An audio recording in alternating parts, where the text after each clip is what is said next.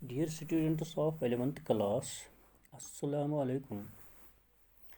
In last topic, we discussed electoral system, in which we discussed types of voting system like methods of first past the post representation system and methods of proportional representation system, and number third we discussed methods of semi-proportional voting system. We also discussed one more, functional representation. Now our today's topic is why there is system of reserved seats. Reserved seats discuss करने से पहले मैं आपको कुछ examples दे रहा हूँ जिससे आपको ये अंडरस्टैंड हो जाए कि व्हाट इज़ रिजर्व्ड सीट्स।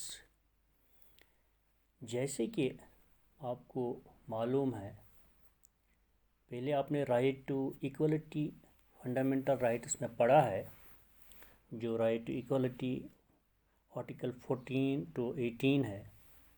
उसमें हमारे पास एक आर्टिकल है, article 15, which secures the citizens from various sort of discrimination, and also article 16, which guarantees equal opportunity to all citizens in matters related to employment। ठीक है, तो यहाँ रिजर्वेशन के लिए मैं आपको एक कॉमन एग्जांपल दे रहा हूँ, जो आपके गांव में जिस तरह पंचायत इलेक्शंस होते हैं, जो पंचायत इलेक्शन जो आपने शायद वॉच किया होगा या उस वक़्त आपने देखा होगा कि किस तरह पंचायत इलेक्शन होते हैं। तो उस हलके में जहाँ आप रहते हैं, तो उस हलके में पंचायत हलके में कुछ वार्ड्स होते हैं और उन वार्ड्स के लिए इलेक्शन होते हैं। यानी इलेक्शन होने के लिए जो वोटर होते हैं वो उनके वो वोटर लिस्ट होता है कि किन लोगों को वोट कास्ट करना है।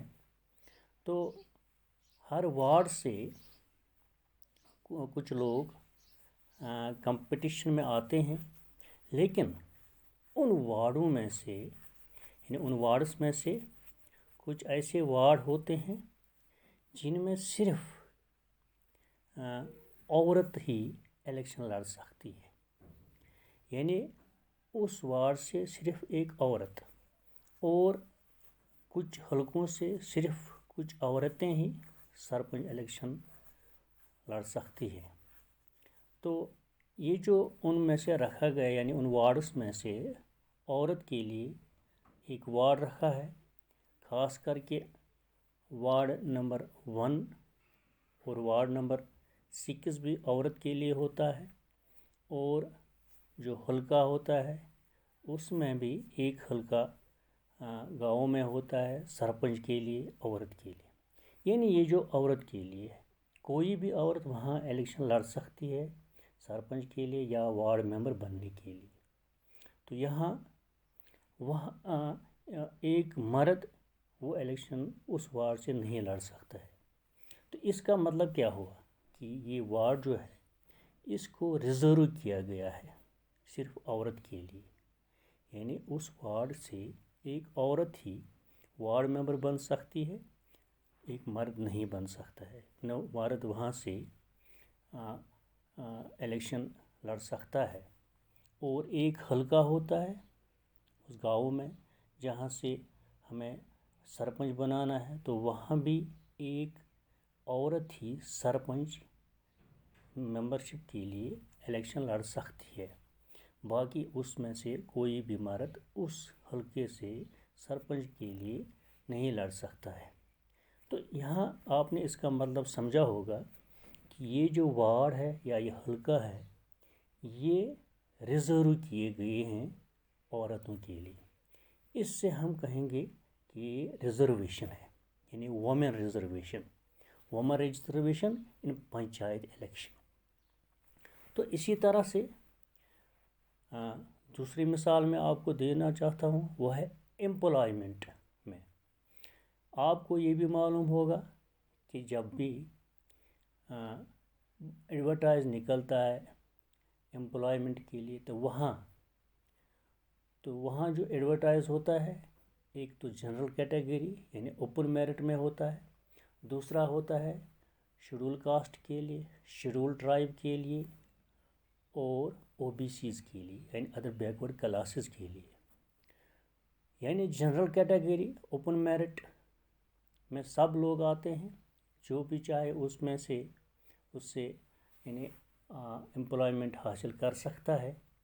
لیکن یہاں شیڈول کاسٹ کے لیے ایک مخصوص گروپ ہوتا ہے، یعنی جو شیڈول کاسٹ ان کا ہوگا، یعنی جو شیڈول کاسٹ کے لیے کاسٹ رکھا گیا ہے، یا جو ہم کہیں گے کہ ہندو میں ایک ذات ہے جو شیڈول کاسٹ ہے، جن کو ہم دلت کہتے ہیں، تو وہ ان کے لیے مخصوص وہاں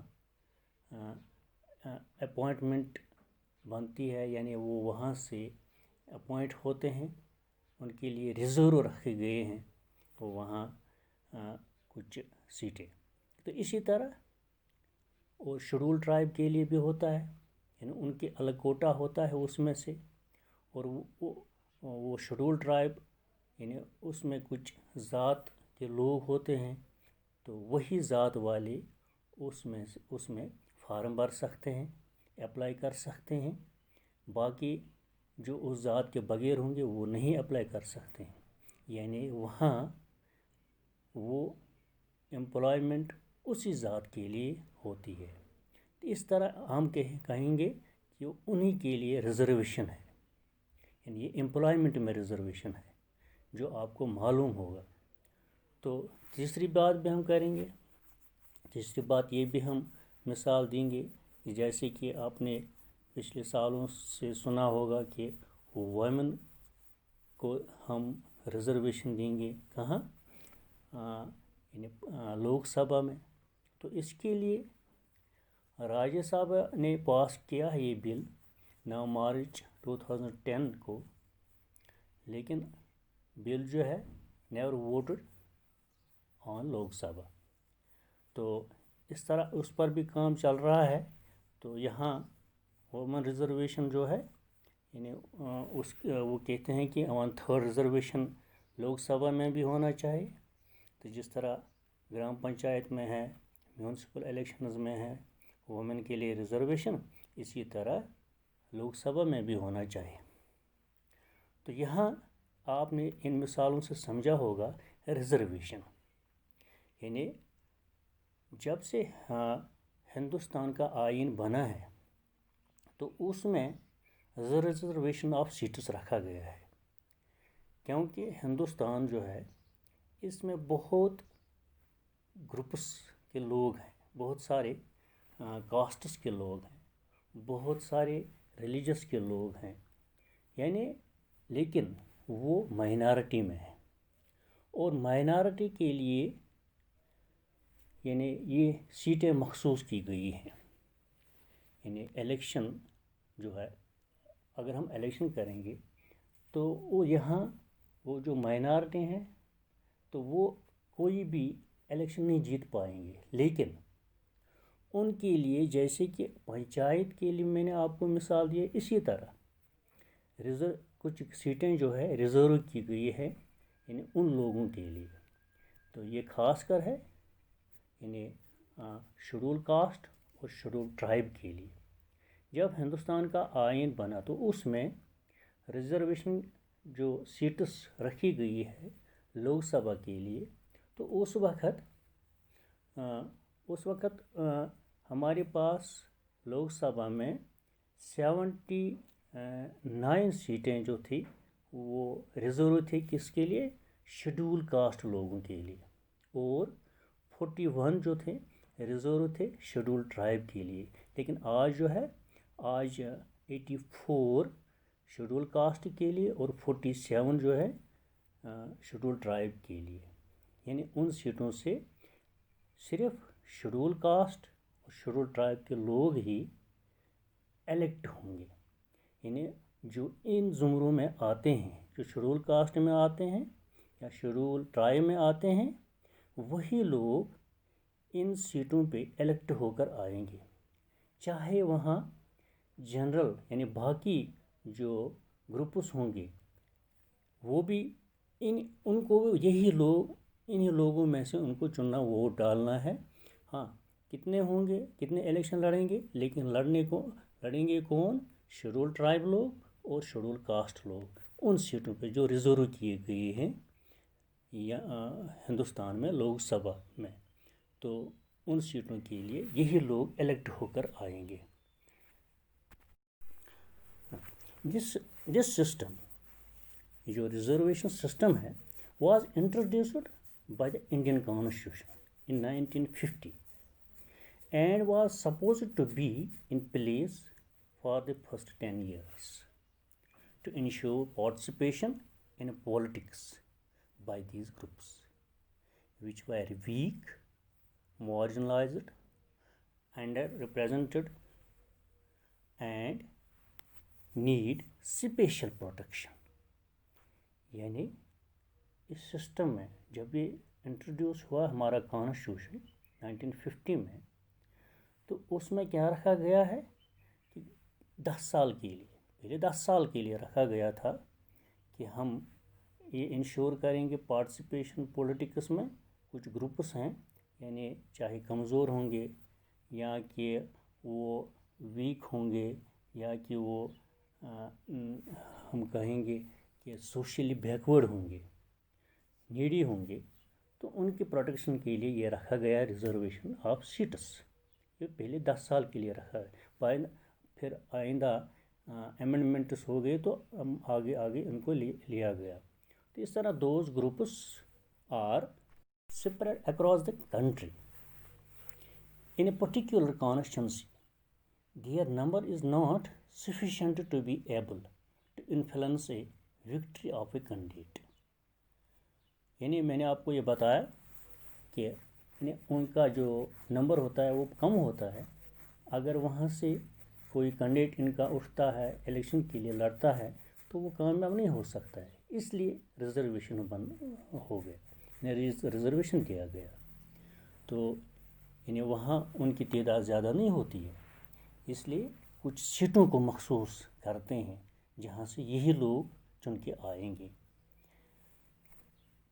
means their number is not sufficient to be able to influence a victory of a candidate, but taken across the country there are significantly sizable groups to ensure their proper representation in a system of reservation. यानी वो लोग sufficient नहीं है, ज़्यादा नहीं है, यानी वो विक्ट्री नहीं हासिल कर सकते हैं, इसलिए उनके लिए ये रिजर्वेशन रखी गई है।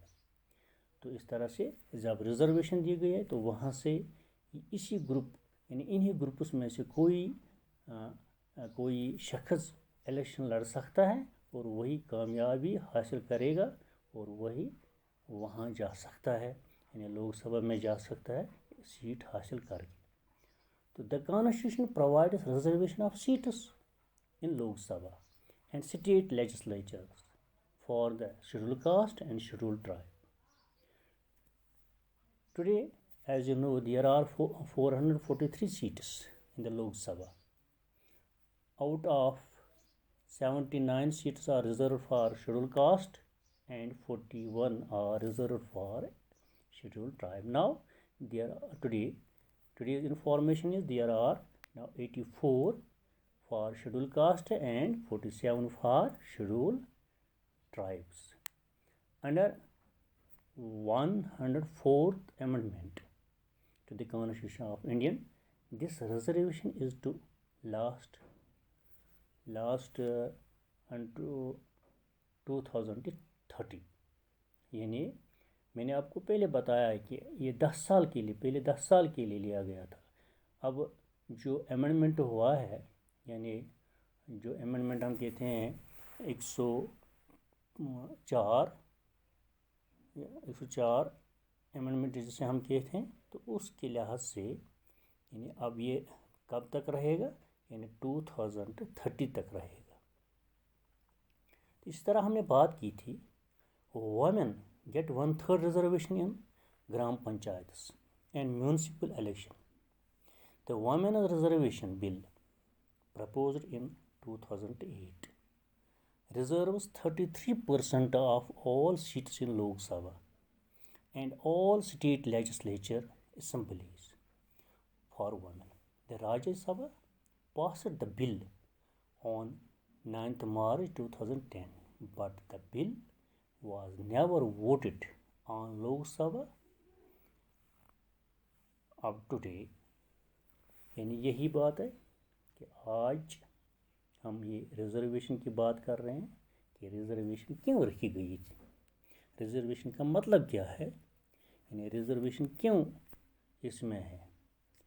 تو اس طرح سے یعنی جن کی تعداد کم ہے ان کے لیے سیٹیں مخصوص کی گئی ہیں، اور یہی ویکر سیکشنز، یہی سے سوشلی بیکورڈ پیپل، یہی شیڈول کاسٹ یا شیڈول ٹرائب ہم کہیں گے، وہاں ان سیٹوں سے یہی منتخب کر کے لوک سبھا میں آ سکتے ہیں، کیونکہ ان کی تعداد کم ہے، وہ اس طرح نہیں جیت پائیں گے۔ اس لیے یعنی کچھ سیٹس، کچھ کانسٹیچوئنسیز کو نامزد کیا جاتا ہے، یعنی ریزرو رکھا جاتا ہے، تاکہ وہاں سے یہی لوگ منتخب ہو کر آئیں گے لوک سبھا میں۔ یہی اسی کو ہم کہتے ہیں کہ یہ جو ہے یعنی سسٹم آف ریزروڈ سیٹس۔ امید ہے کہ آپ کو یہ سمجھ آئے گا۔ اب ہم ایک اور کوشچن یہاں ڈسکس کرنے جا رہے ہیں، what are the provisions of free and fair election. یعنی اب ہم الیکشن پہ آ رہے ہیں، یعنی اب ہمیں الیکشن کرانے ہیں، لیکن وہ کس طرح کرانے، فری اینڈ فیئر، یعنی صاف شفاف الیکشن ہم کس الیکشن کرنے ہیں، یعنی کیا پروویژنز ہیں اس کے لیے۔ یعنی as you know nowadays everyone is talking of democracy. India is the biggest democracy of the world, but if we want democracy to be translated into reality on the ground, it is important that the election system must be impartial and transparent, and elections should be free and fair. If the elections are not held in free and fair manner, the wrong persons will get elected, who will discredit the entire electoral administration. This is why the framers of Indian Constitution thought in terms of having free and fair elections in the country, and thus they entrusted this job to a high-powered commission, which was later known as Election Commission of India.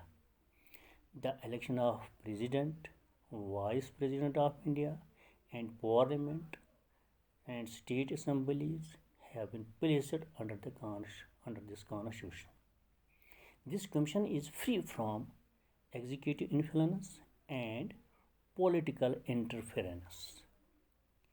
یعنی free and fair election, صاف شفاف election کرنے کے لیے جہاں democracy ہوگی، یعنی جمہوریت جہاں ہے، تو انڈیا وہ بگیسٹ ڈیموکریسی مانا جاتا ہے، تو اس کے لیے یہاں آپ کو معلوم ہے جیسے کہ یہاں الیکشن ہو رہے ہیں، اور یہ الیکشن صاف شفاف ہونے چاہیے۔ یعنی میں آپ کو بتاؤں، کبھی یہاں آپ اپنے لاسٹ الیکشن میں دیکھا ہوگا کہ کبھی کانگریس کہتے ہیں کہ یہ جو ہمارے پاس جو ووٹ ڈالنے کی جو مشین ہے وہ خراب تھی وغیرہ وغیرہ۔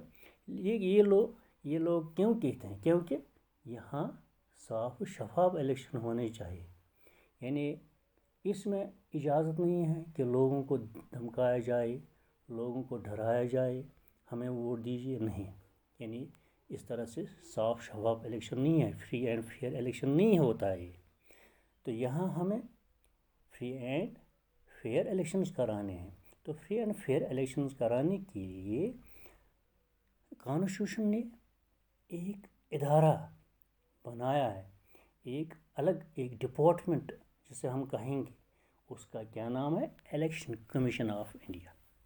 और वो इलेक्शन कमीशन ऑफ इंडिया, उसका काम है हिंदुस्तान में सारे इलेक्शन कराने, यानी प्रेसिडेंट का इलेक्शन हो, वाइस प्रेसिडेंट का इलेक्शन हो, पार्लियामेंट का इलेक्शन हो, यहाँ की स्टेट असम्बलीज़ के इलेक्शन जो होंगे, ये इन्हीं को सौंपा गया है। यानी ये काम जो है इसी इलेक्शन कमीशन ऑफ इंडिया को दिया गया है, क्योंकि इस इलेक्शन कमीशन ऑफ इंडिया को इसको फ्री रखा है। कहाँ, किससे, एग्जीक्यूटिव से, यानी यहाँ की पॉलिटिकल इंटरफेरेंस से, यानी इनसे ये फ्री है, यानी इसको फ्रीडम है।